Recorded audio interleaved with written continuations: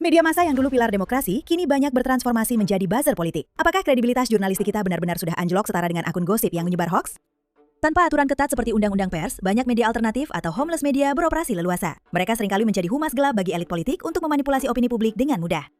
Data menunjukkan buzzer menggunakan social bot dan rekayasa tagar untuk membajak demokrasi. Dampaknya, polarisasi meningkat tajam dan kepercayaan publik terhadap institusi pers nasional semakin hancur setiap harinya.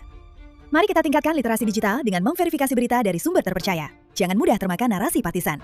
Menurutmu bagaimana cara terbaik menghadapi fenomena buzzer ini? Tulis pendapatmu di kolom komentar.